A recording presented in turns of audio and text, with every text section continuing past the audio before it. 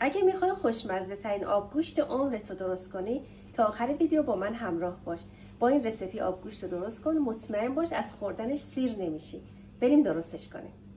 نخود رو از شب قبل خیس میکنیم، گوشت آبگوشتی رو بهش اضافه میکنیم، دنبه هم که حتما باید باشه. آب سرد اضافه میکنیم و اجازه میدیم بجوشه و کف روش رو میگیریم. حالا پیاز، گوجه فرنگی، چوب دارچین، سیر و هل اضافه میکنیم.